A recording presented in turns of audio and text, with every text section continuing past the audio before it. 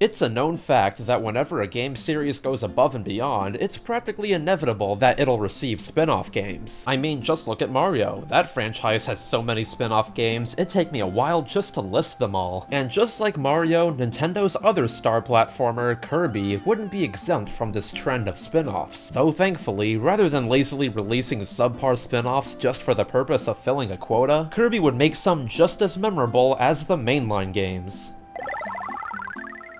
Hello everyone, this is the RPG Monger, and today let's dive into the creativity of Kirby's spin-offs.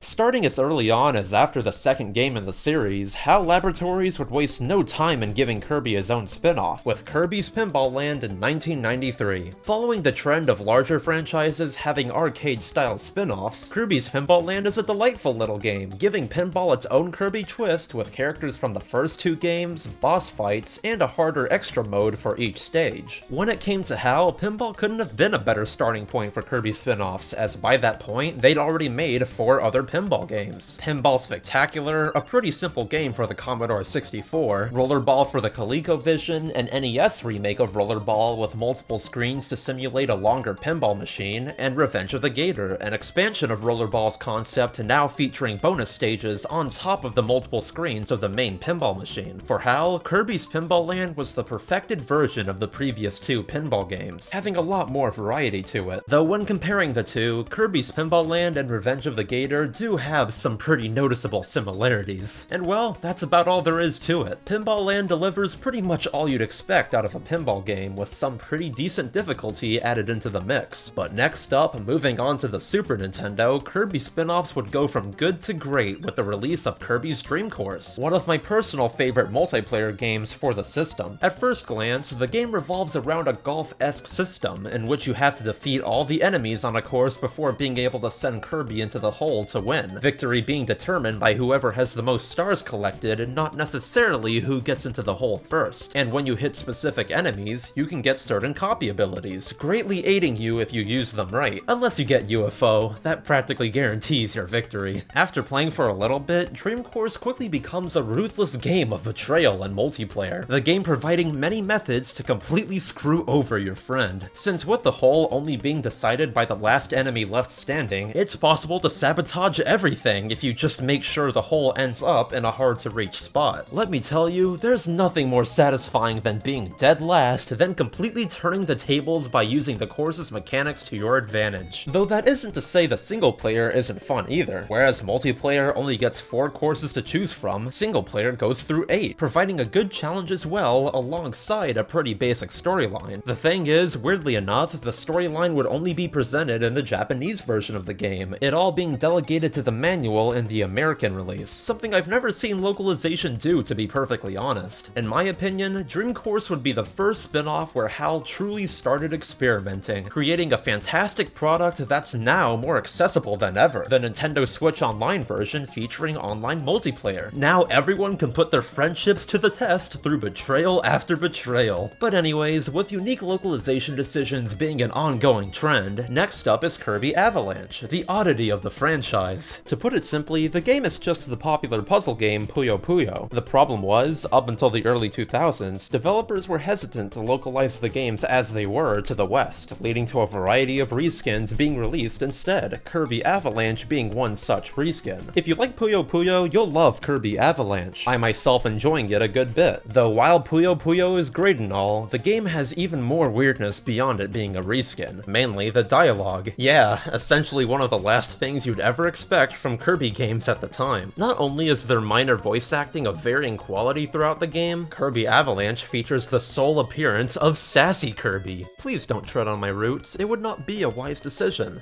I feel like some apple pie!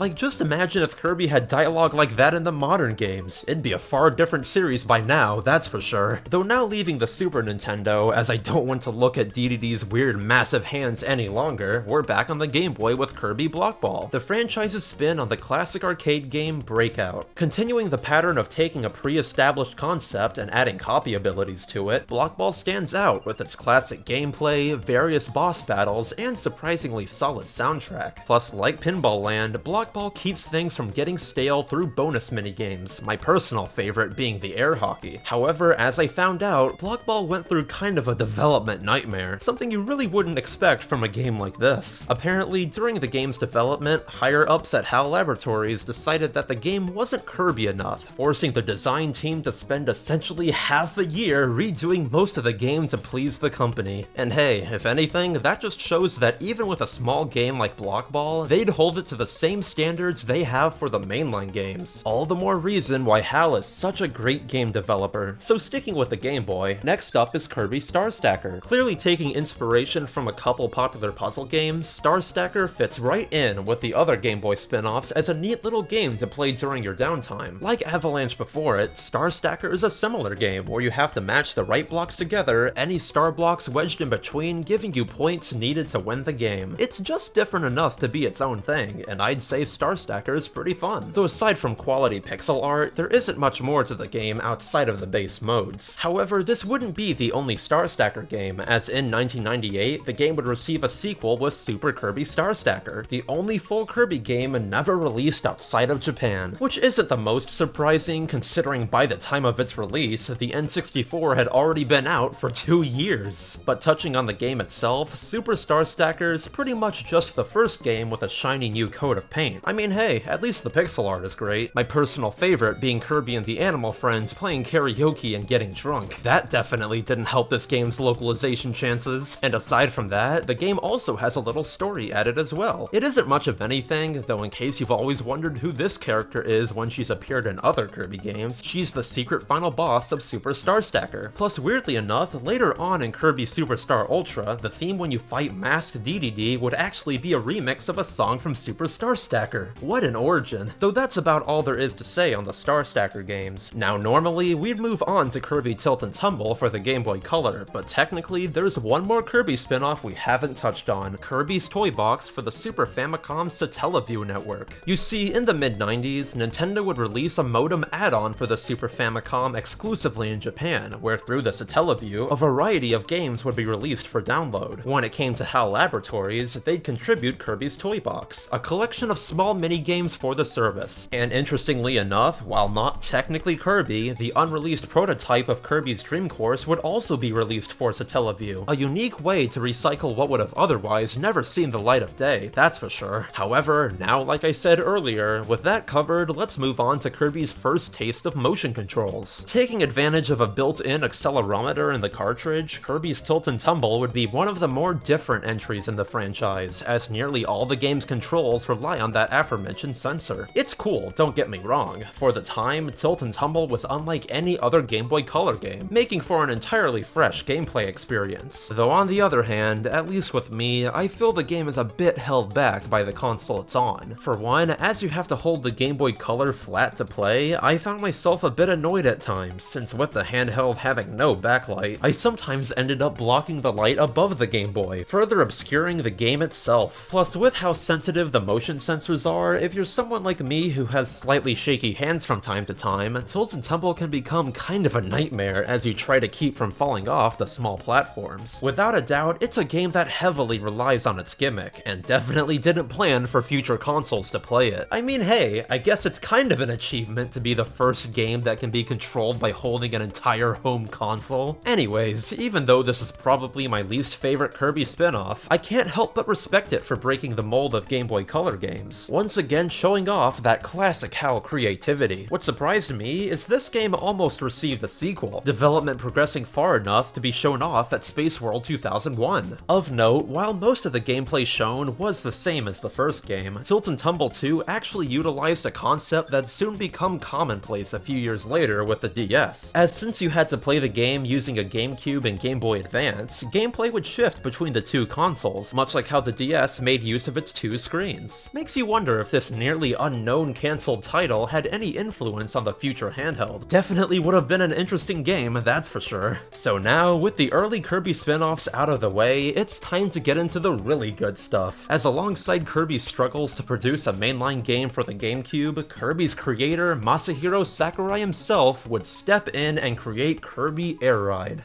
Having been in development since before the release of the N64, Kirby's Air Ride would go through a variety of prototypes before reaching its final version, the game even being reported as cancelled at one point before once again coming back as a game for the GameCube. And thankfully, even though the game's development cycle was kind of a mess, the team would pull things together to create one of the best games on the GameCube. When starting up Melee Racing, I mean Air Ride, the game bears more than just a passing similarity to the massively successful fighting game, as not only does the game share its engine with Melee, but like all of Sakurai's games, his wife would design the menus. Though when it came to the actual game itself, it couldn't be more unique. Off the bat, when you look at Air Ride, you expect something on the lines of Mario Kart or any other kart racer spin-off, but after further inspection, that comparison couldn't be more far off. In fact, Air Ride is actually 3 games in one, consisting of Air Ride, Top Ride, and the reason I still play this game from time to time, City Trial. And as much as I want to gush about City Trial, let's talk about the first 2 modes, as they have a lot to offer as well. Starting with Air Ride, in this mode all you've gotta do is race. However, compared to other racing games, Air Ride takes a very boost-oriented approach when it comes to controls, since rather than holding down a button to go forward, once you've charged and released the boost, all you've gotta do is steer. The only other notable controls being spinning your machine to attack and boosting again if you want to get a copy ability or go faster. When you've never played the game before, admittedly it does take a bit to get used to, but with how simple the control scheme is, it works really well, especially when you find the machine that suits you best, because as you unlock the variety of machines you can use in races, each has a different gameplay style, requiring you to learn how to best use it to win the race. Much like what Mario Kart would do in 8 years, while part of the track has you racing on the ground, if you go off a ramp, you can glide in Air Ride, the amount of time you can glide being determined by the machine you chose. It's simple to start, sure, but the more you play, the more depth you'll discover in this classic. Also, real quick, most of you probably already know this, but man, is the music in Air Ride incredible. Alongside the composers for the mainline games, Air Ride would even receive some music from Shogo Sakai, better known for things like part of the Melee soundtrack and even the Mother 3 soundtrack. For real, if you've never listened to it, the Air Ride soundtrack is a must. Anyways, after Air Ride, there's Top Ride, a top-down racing mode that is essentially an entirely different game. This time only limiting your choices to 2 different machines, Top Ride plays much like other top-down racers, the control scheme of Air Ride being spliced in of course. And with the addition of various items, Top Ride can become kind of chaotic as each racer gets different items and plows through the track. It's definitely a fun one, don't get me wrong, but much like every other mode in the game, it's greatly enhanced by playing with some pals. Though on that note, as I can't resist any longer, it's time to dive into City Trial, this game's multiplayer masterpiece. Drastically different from the first 2 modes, City Trial isn't a race in the typical sense. Rather, it's a race to see who can build the strongest machine before the time limit runs out. Let me explain. In City Trial, each player is dropped into one massive map filled with power-ups, special items, and secrets. Then, after powering up their machine of choice, once the time limit runs out, the game selects a random minigame for players to put their machines to the test. Off the bat, it's an incredibly fun concept, but where I feel City Trial truly shines are all the approaches you can take to win. For example, while not necessary to win, there's the 2 legendary machines you can get by collecting their parts. If you're lucky, you may manage to get all 3 parts easily, but when someone else gets one of the parts you need, it becomes all-out war. Or if you'd rather not go through all that hassle, another approach is just sticking with the base machine you start out with, and collecting as many power-ups as you can, turning it into an absolute beast. Plus, alternatively, if you feel like destroying a friendship, you can also absolutely annihilate your friends, stealing all their hard-earned power-ups. I've gotta say, there's nothing more funny than setting down a time bomb and running away, only for a friend to smash directly into it. Not to mention, in each game of City Trial, the game utilizes a variety of events to spice things up, some being very helpful, and others making things incredibly chaotic. Just for me, I'd say one of my favorite things to do is aim for the Hydra, one of the 2 legendary Air Ride machines, as once you get it, it's pretty much instant death for whoever you smash into. Even now, with the game going on 17 years old, City Trial continues to be one of my favorite multiplayer games ever made, and to be perfectly honest, I'm shocked HAL hasn't made another Air Ride since, because there's just so much room to expand off of these concepts. Like, just imagine City Trial except with more maps equally as large. Or hell, maybe even a Battle Royale type game except with a focus on exclusively city free trial. That's a possible masterpiece right there. But unfortunately, at the time of release, Air Ride would be marred by poor reviews, many reviewers flat out misinterpreting the game. While it is still pretty fun on your own, what with Sakurai's knack for always including all sorts of unlockable content, Air Ride is practically made for multiplayer, the game's true potential only being revealed when you're playing with a group of friends. And as Sakurai's last Kirby game, I'd say he left things on a pretty high note. The question is, what would Hal do next?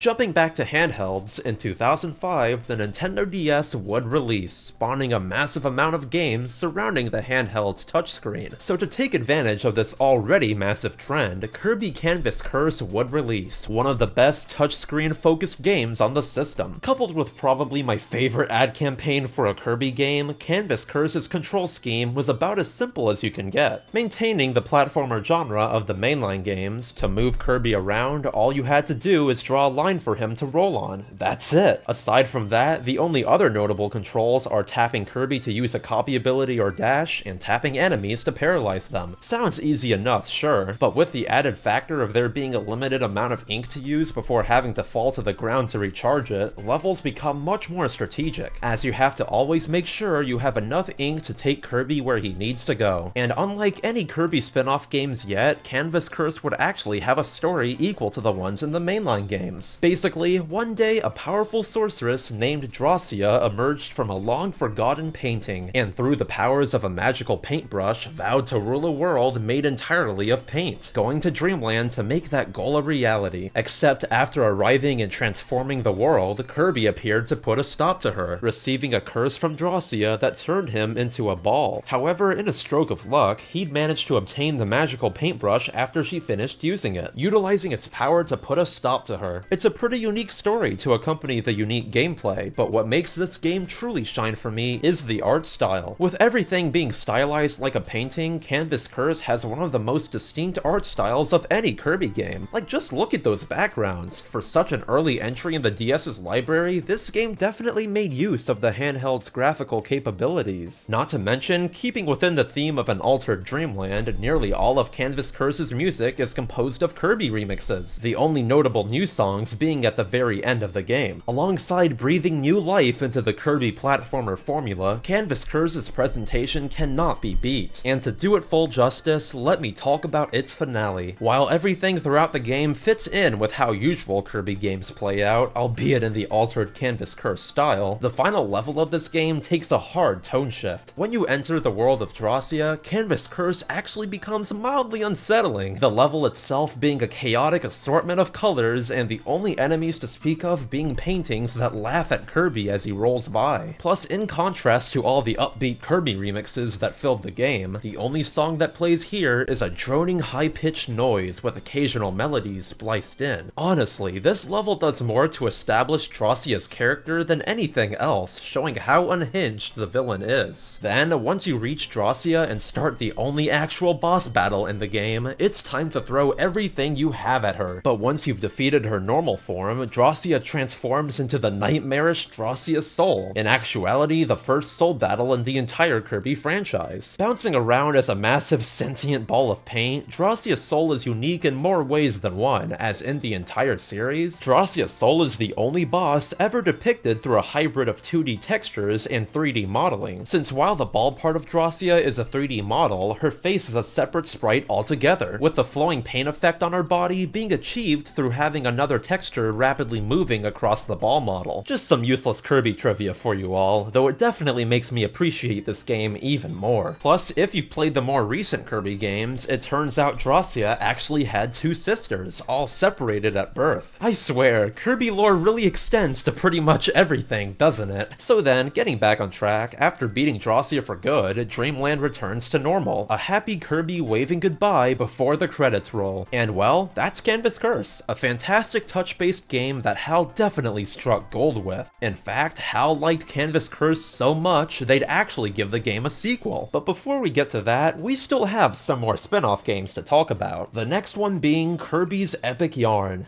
Keeping in line with the trend Canvas Curse started, Kirby's Epic Yarn is another spin-off platformer whose focus is on a certain art style, this time the focus being, well, yarn. However, rather than taking the approach Canvas Curse did and having the gameplay surround some all-new mechanic, Epic Yarn plays like a normal platformer, the only difference between it and mainline Kirby games being that Kirby can't inhale or get copy abilities. Instead, Yarn Kirby can morph his body into various things, like using his arm as a whip or being a parasol to float to the ground. Though here's the kicker, unlike every other Kirby platformer, there's no way to get a game over, the only consequences of getting hurt being the loss of all the beads you've spent the entire level collecting. Hearing that, normally you'd think, then what's the point of playing the game if there's no stakes? Well, when it comes to Epic Yarn, if you're playing it for a challenge in the usual sense, you're playing it for the wrong reasons. While it can be challenging if you want to complete everything in the game, for the most part, Epic Yarn is a cheerful, relaxing experience, each level using the yarn theming to make fun new mechanics. Not to mention, you can also play with a friend, enhancing the game even more. However, even though this game has so much going for it, when it was still being developed, Epic Yarn almost didn't see the light of day. That's because from its conception, like Dream Course before it, Kirby's Epic Yarn wasn't going to be a Kirby game, instead originally being an entirely separate yarn-based platformer developed by Goodfeel.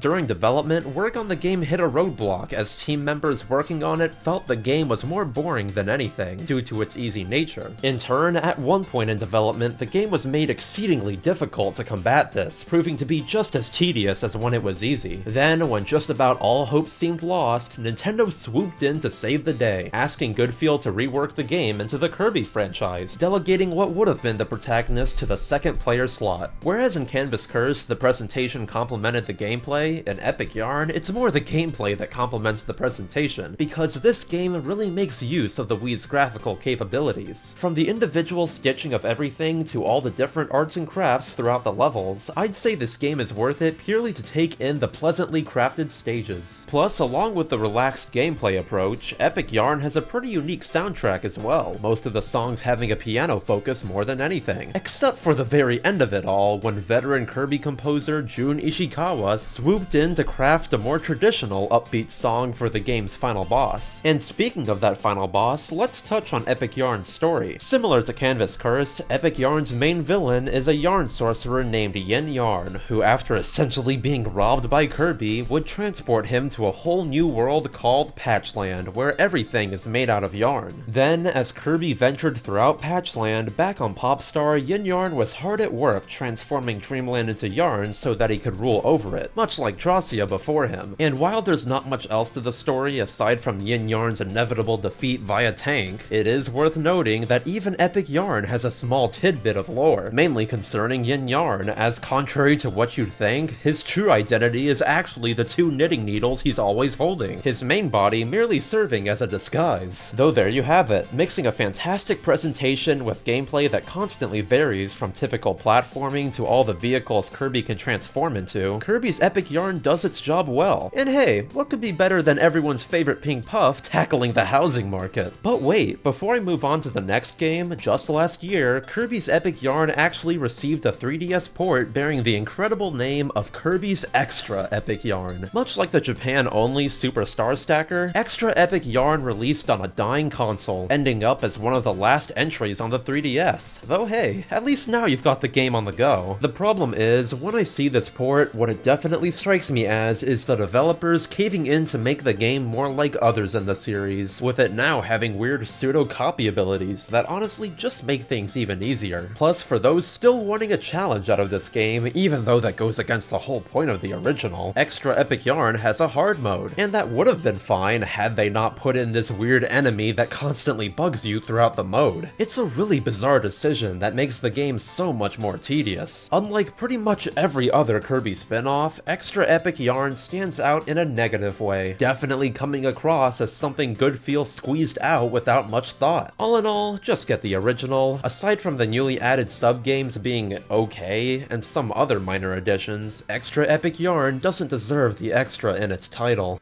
Though now, on a far more positive note, it's time for the next spin-off, Kirby Mass Attack, a personal favorite of mine. Once again on the DS, Kirby Mass Attack answers the age-old question of, what if there were more Kirbys? It's a concept that sounds absolutely ridiculous at first, but the second you start playing, it all makes perfect sense. Much like Canvas Curse, since Mass Attack solely uses touch controls, this time the player serves as a guide for an ever-growing ravenous mob of Kirbys, touching the screen in the direction you want them to go, and marking enemies to be brutally murdered. Plus, when the situation demands it, you can also flick Kirbys for a more precise attack. And well, that's about it. The game adds new gameplay elements and different levels, but that's not where the real game lies. It's all about those collectibles. Taking the form of medals like they did in Canvas Curse, through collecting them in each stage, you can unlock a wide variety of things in Mass Attack. There being so many that I'll have to get to them in a bit, because alongside medals, the other challenge Mass Attack gives you is completing every stage without receiving any damage, a challenge that I personally remember working towards constantly when 11-year-old me had this game. In particular, it was that one level where you had to fight multiple bosses in a row that I could never beat without taking at least one bit of damage. It haunts me to this day, man. But at the very least, while you're going around trying to 100% everything, Hal got Shogo Sakai to return for the music, this time handling the entire soundtrack and even sprinkling in some remixes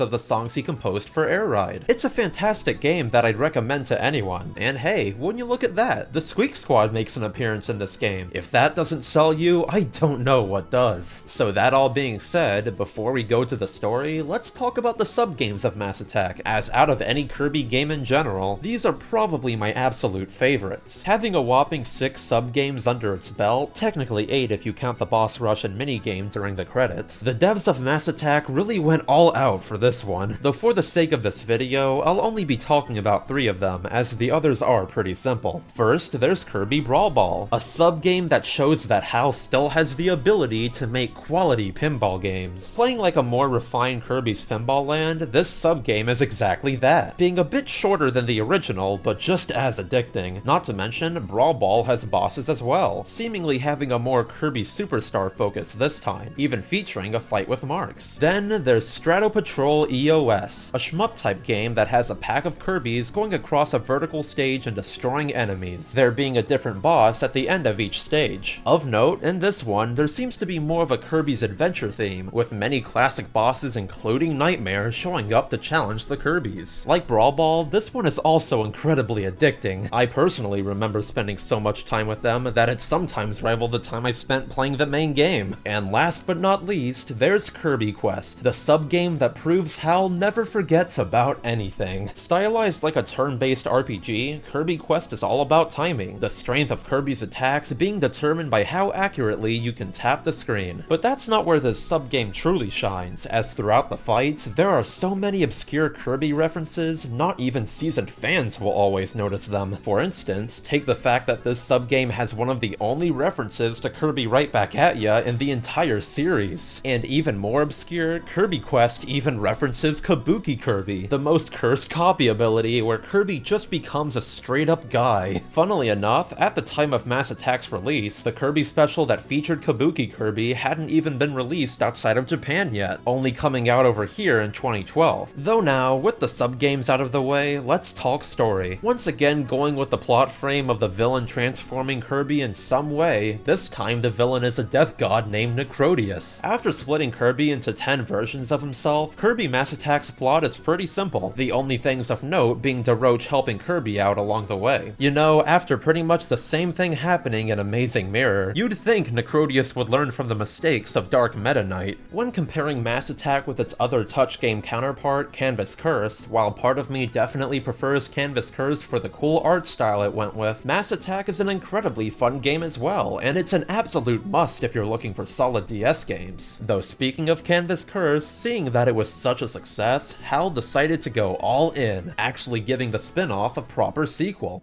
Coming out on the console that must not be named, Kirby and the Rainbow Curse would be the only touch-based spin-off in the series to release on a home console, utilizing the gamepad's touchscreen to replace the one on the DS. Immediately, when you see Rainbow Curse, the first thing you notice is this game's incredible art style. Personally trumping that of Candace Curse and Epic Yarn, Rainbow Curse goes for a claymation art style, utilizing the graphics of the Wii U to create some really stunning visuals. It's just too bad the game doesn't really let you see them in their full glory unless you're not playing as Kirby, though I'll get to that later. When it comes to the actual gameplay of Rainbow Curse, things are pretty much just like the original, albeit with copy abilities being replaced by transformations and a charge attack. It's just more Canvas Curse, which is never a bad thing. Plus, instead of having mini-game bosses throughout the game, Rainbow Curse thankfully brought in more bosses you can fight, pretty much solving one of the only qualms I have with the first one. However, in its place, Rainbow Curse made the interesting decision to add multiplayer. And since only one person can play with touch controls, if you're not playing as Kirby, you've gotta be a Waddle Dee, kind of messing up the gameplay in my opinion. I mean, when you go through these stages, they're clearly meant to be explored with touch controls, not as a typical platformer. That's not to say you can't have fun with it, but at least for me, it kind of takes a bit away from the game. Other than that, Rainbow Curse is just a genuinely fun time, with some really stellar tunes as well. Though at this point, that shouldn't be too much of a surprise. And when it comes to the story, finally things break away from the evil wizard transforming Kirby in some way plot that had been used in the past 3 spin-offs. Instead, with Rainbow Curse, things are already clay from the get-go, Kirby rolling around as a ball more so by choice than necessity. I mean, with how many times he's been turned into a ball, I guess it's just second nature by now. But then, after all the life was sucked out of Dreamland, Kirby has to chase after a pair of mysterious hands, leading up to a battle with what's essentially a form of dark matter, after chasing it out of the character it possessed. If you know nothing about Kirby lore, that won't mean anything to you, but if you do, well, you know then. I'd go on that whole journey, but I already have in a previous video, so I'll avoid it for now. With the exception of questionable decisions, Rainbow Curse is a fantastic entry in Kirby spin-offs, once again showing HAL's boundless creativity. But now, as Rainbow Curse would be the only Kirby game on the Wii U, next we go back to the 3DS yet again, HAL's still making games for it despite the Switch releasing. The question is, would this spin-off achieve success like Mass Attack despite the handheld's age? Well, not really. Localized in early 2018, just 2 months before the release of Kirby Star Allies for the Switch, Kirby Battle Royale would come out on the 3DS. Hearing that title, it makes you wonder, do we finally have a game where you can pit 100 Kirbys against each other in a fight to the death? Sadly, not really. In actuality, all Kirby Battle Royale consists of is an assortment of battle minigames. That's it. I wouldn't go so far to say it's a bad game, as it's really just kind of harmless. One thing that interested me is this game takes a top-down approach to Kirby gameplay, reworking many copy abilities to fit the new perspective, though some minigames do take the traditional side-scrolling view. It feels like an experiment from HAL more than anything, and it can be fun, especially when you play the game online, as when it was released, Battle Royale was actually the first Kirby game to have online multiplayer. What isn't fun, however, is the game's price tag, as for what's really just a glorified minigame collection, it ended up being priced at $40. Like, come on, at least make it 20. 40 is far too much for a game with repetitive minigames. So I don't miss anything, I will note Battle Royale also has a story mode, but honestly, it's the most basic thing ever. The plot's simply surrounding DDD holding a tournament to put Kirby through more hardship. Though hey, they did actually turn the sleep copy ability into something you can fight with, so that's pretty cool. Price tag aside, Battle Royale is a game that definitely comes down to your opinion more than anything. Personally, I'm not the biggest fan of it, but if you found enjoyment from it, then good for you. It's just a shame that this and Extra Epic Yarn would be the games that wrapped up Kirby's 3DS library. And if I had made this video a week ago as of writing this, Battle Royale would be the last full new spin-off ever released by HAL. But thankfully, recent events have saved me from ending the video on such a low note. However, before we get to that, let's talk about what I like to call the mini spin-offs. Kirby spin-offs that never received a physical release, but are still pretty noteworthy.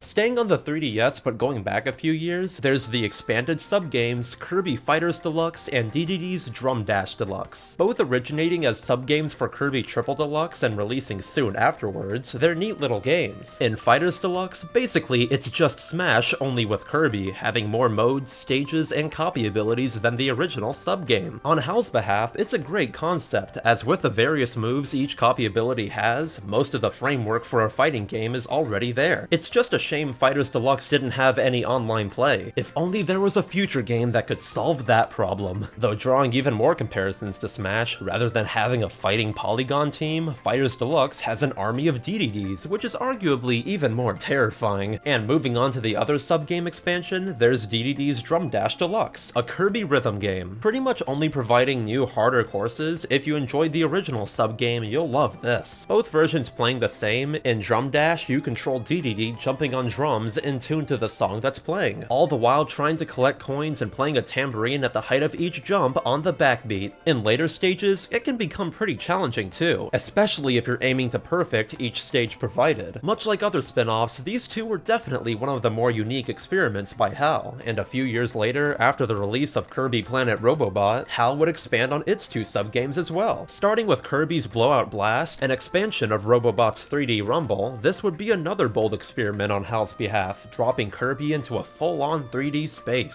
something they tried to do in the past but failed. When it was just a subgame in Robobot, 3D Rumble always stood out to me, as Kirby gameplay in a 3D space is a concept I'd love to see actually get the light of day, and in Blowout Blast we almost got that. You see, Blowout Blast is essentially just Kirby's Dreamland but as a 3D platformer, and while that is pretty cool, don't get me wrong, that also means no copy abilities, which are something I was hoping to see in a 3D space. But lack of that aside, it's still enjoyable, and some of the stuff HAL tried out in this spin-off I'd love to see in a future mainline game. Then, on the other hand, there's the Team Kirby Clash subgame, receiving the separate upgrade Team Kirby Clash Deluxe. Formatted like a classic RPG, Kirby Clash modifies the sword, doctor, hammer, and beam copy abilities into typical RPG classes, the four brave Kirbys setting out on quests, aka a boss rush. It's an interesting little idea, sure, but compared to mainline Kirby gameplay, there aren't many differences. However, that's where Clash Deluxe comes into play, greatly expanding the amount of quests available. The only thing is, compared to all the other expanded subgames, rather than having a small price tag, Clash Deluxe is entirely free, taking on a kind of mobile game model. Now, rather than being able to do all the game's content in one go, the game has a vigor system that depletes after you do a quest and recharges while you're not playing. And although you can earn them by playing normally, the game has a currency you can buy with real money, that currency being needed at various points in the game. Hearing that, if you're anything like me, you'll not want to touch this game at all anymore. But in my personal opinion, compared to other games like it, it's not all that insidious. If you don't want to pay anything, Clash Deluxe is just one of those games you can open once a day to play a little and then continue your day. It'll take a bit, but you can definitely play the game this way. Or if you give in to temptation, the game doesn't force you to keep paying, as when you go to buy the game's currency, it permanently grows the tree you harvest once a day, increasing your daily output of the currency forever. So really, I wouldn't say it's that bad at all. Other than all the payment bits, Clash Deluxe is pretty fun, mainly being worth it for all the new fights they made for the game. My personal favorite being King D Mind, a combination of Dark Mind and King Dedede. Like seriously, the theme they conjured for this boss is crazy. And that's not all, as sometime later for the Nintendo Switch, Clash Deluxe would receive a sequel called Super Kirby Clash. Retaining all the aspects of the first game, Super Kirby Clash in my eyes is more for the people who didn't play the first installment rather than those who completed the original, as while it does have new fights, many are reused from Clash Deluxe, so I'd understand if someone didn't enjoy it as much due to that. Personally, I had a blast with Super Kirby Clash. For one, they actually gave Nightmare a proper modern Kirby fight, which is incredible as a longtime fan of the series. And rather than having King D Mind as the final boss, Super Kirby Clash brings back Galactonite for the first time in ages, sprinkling in some pretty big lore about his character. Basically, if you take into account the fact that Galactonite is called Aeon Hero, and the fact that in his final form for this game he utilizes Heart Spears in his attacks, it all but confirms that aside from being the strongest warrior in the galaxy, Galactonite was also one of the heroes that sealed away Void Termina, the main villain of Star Allies. If you have no knowledge of Kirby, that's all gibberish, but man, if you do, then you know how crazy that is. is. Anyways, back on track, I really don't see much of a problem with the Clash games existing. Sure, they do have in-game purchasing, but coupled with the new fights and online multiplayer added in Super Kirby Clash, I'd say the good definitely outweighs the bad. And now, had I made this video a bit earlier, Kirby Clash would be the last spin-off to talk about. But quite literally out of nowhere, HAL decided to drop an entirely new Kirby spin-off, Kirby Fighters 2.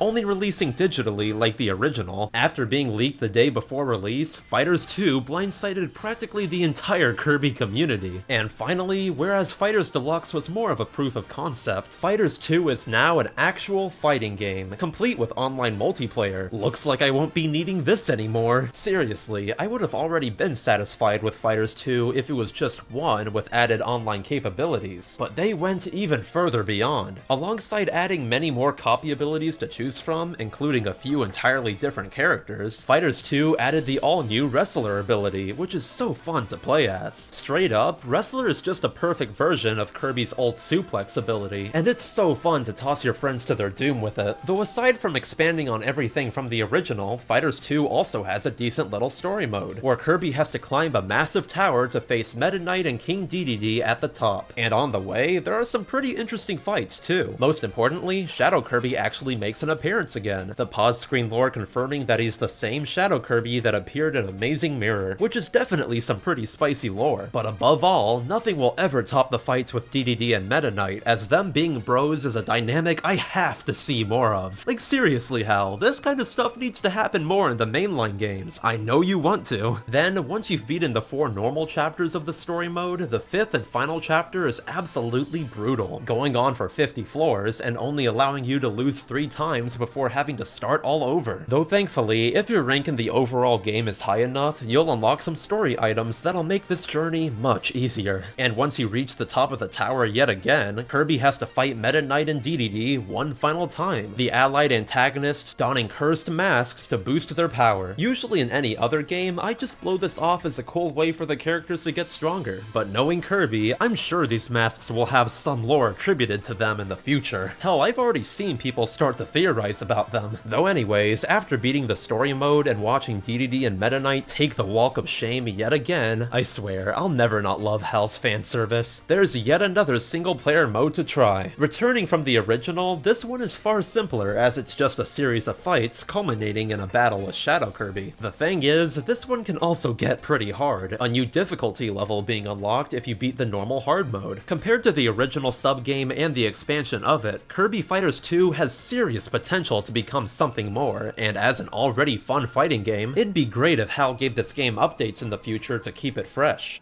So there you have it, all the Kirby spin-offs as of now, unless you want to count the little e-reader game or the board game that came with Wendy's kids meals. Yep, that's a real thing that existed at one point, but I digress. While there are a few that don't feel as substantial as the rest, Kirby spin-offs are games I always look forward to. From the creativity of the Canvas Curse games to the genius multiplayer of Air Ride, it's practically impossible not to enjoy at least one of these games. I mean, just on the DS, Mass Attack and Canvas Curse are honestly some of the best touch-focused games around. Even Tilt and Tumble, a game that's kind of a nightmare for me, is still pretty admirable for trying out motion controls on a Game Boy Color of all things. All in all, whether you enjoy them or not, you cannot deny that Kirby spin-offs always succeed in delivering that classic HAL creativity, and personally, I hope it stays that way in the Kirby spin-offs to come. If you enjoyed this video and want to see more like it, do subscribe, and today's cool thing of the day is Final Fantasy XVI. Man, words cannot describe how excited I am for this game, seriously. Yoshi P actually producing a mainline single-player Final Fantasy? That's like a dream come true. For one, it definitely means the game will be out in around 2 years, and already, I love the direction it's taking. I mean hell, they've got the guy who worked on the battle system of DMC5 making the battle system for 16. If that's not the most perfect thing ever, I don't know what is. I'll cut my ramblings short now, but trust me, however long it takes this game to come out, you will see me make a video on it when it releases, Moogle promise. Anyways, here's the Twitch clip of the day. Oh no! They made Teddy into a marketable plushie! Oh god! Just like how my channel artist turned me into a marketable VTuber! No! So that being said, I'm the RPG Monger, and don't forget that each and every one of you are fantastic.